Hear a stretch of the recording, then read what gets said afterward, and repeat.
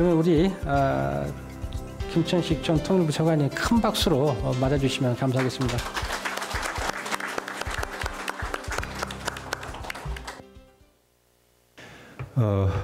이렇게 훌륭하신 우리 통일교육위원님들을 한자리에서 인사드릴 수 있어서 대단히 기쁘게 생각합니다. 특히 무더위를 이기고 이렇게 건강한 모습으로 뵈니까 더욱 기쁩니다. 지금 내일 모레면은 아주 뜻깊은 광복 70주년이 되는데, 그리고 이 광복 몇 주년 이렇게 숫자가 하나씩 늘어가면은 사실은 그게 이제 분단도 그만큼 숫자가 늘어가는 그런 의미가 되는데, 회고를 해보면은 사실 뭐 여기 계신 분들의 책임은 아니겠습니다만은 지금 한반도에 105년 동안 하나의 주권 국가를 이룩하지 못하고 있습니다. 105년 전에 우리나라에 이제 하나의 주권 국가가 있었는데 아직도 한반도에는 하나의 주권적 실체를 이루지 못하고 있는 그런 상황입니다. 이거 이대로 갈 거냐? 여기에 대한 반성과 또 각오가 이제 합쳐져서 통일이라는 그런 과제를 생각할 수밖에 없는 그런 상황입니다. 남북관계의 현재 상황이 어떻게 된 거냐? 남북한은 금년 초 시작하면서 아주 괜찮은 메시지들을 보냈습니다. 희망적인 메시지들을 주고받았습니다.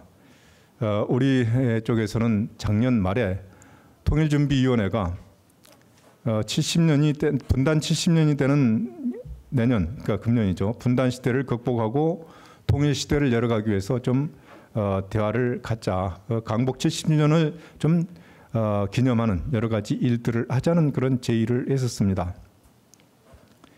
여기에 대한 답은 아니겠지만은 1월 1일 날 북한은 항상 최고 지도자가 신년사를 하는데 김정은이 이런 얘기를 했습니다. 조국 해방 70돌이 되는 올해 온 민족이 힘을 합쳐서 자주통일의 대통로를 열어가자. 그리고 고위급 접촉도 하고 부문별 접촉도 하자. 그리고 분위기와 환경이 마련되는 데에 따라서 최고위급 회담도 할 수 있다. 이런 식으로 얘기를 했습니다. 여기에 이제 우리 통일부 장관이 아주 진전된 자세를 보였다. 아주 의미 있게 평가한다. 이렇게 얘기를 했고, 가까운 시일 내에 형식에 구애맞지 말고 남북 간 대화를 하도록 하자. 이렇게 좀 기대를 많이 하는 그런 표현을 했습니다. 남북 관계에서 이런 표현도 좀 조심스럽긴 한데 좀 그렇게 표현을 했습니다.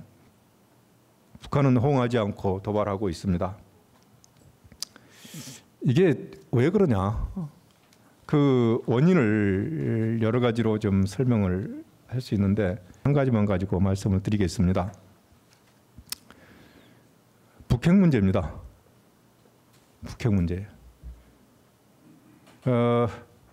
우선 최근의 상황부터 말씀드리면 김정은이 뭐라고 얘기를 하고 있느냐면은 지금 핵을 배경으로 해서 남북한 관계를 재설정하자고 요구하고 있습니다. 지금 김정은이 자기 아버지 김정일, 자기 할아버지 김일성과 유사하다고 생각하시는 분들이 많이 있는데 절대 그렇지 않습니다. 지금 완전히 정책이 다른 겁니다.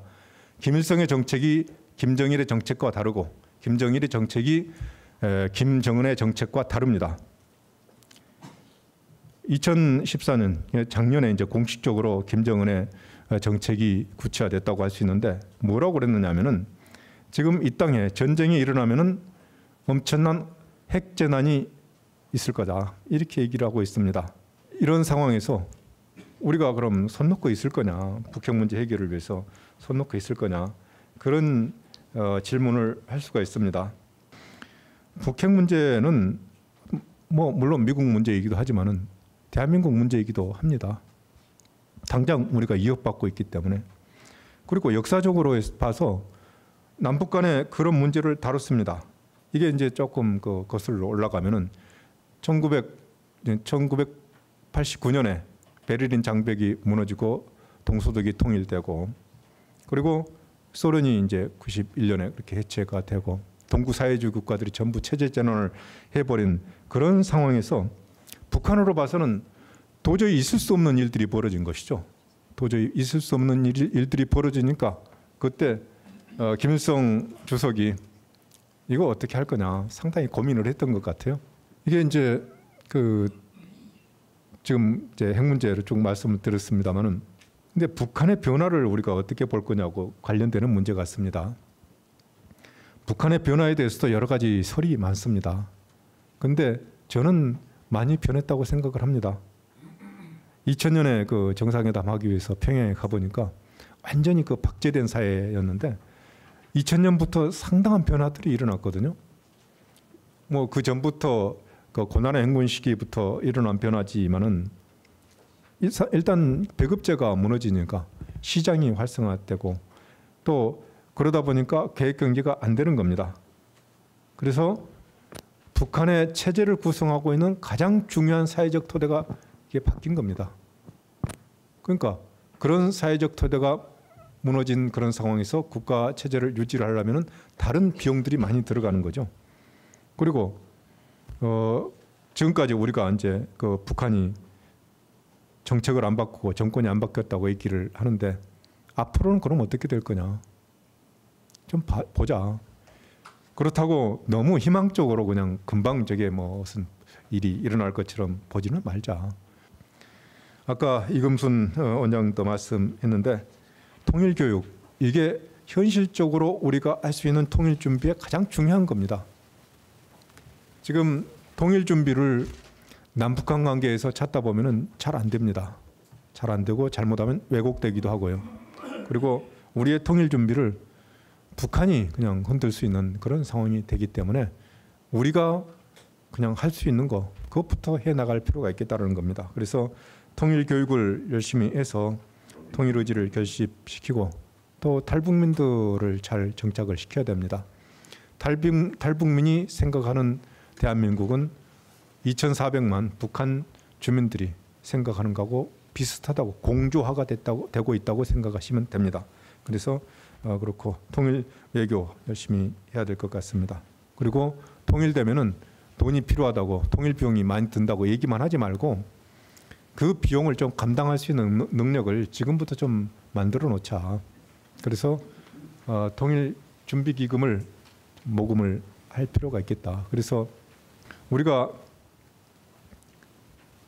돈을 모은다는 건 우리가 어떤 준비를 하고 있다는 것을 보여주는 거지 않습니까? 그 준비가 실질적으로 돼야 되는데 그것이 이 통일 기금을 모금하는 것으로서 보여줄 수 있지 않느냐라는 생각을 합니다. 제가 좀 짧게 해야 되는데 좀 시간이 길었습니다. 죄송합니다.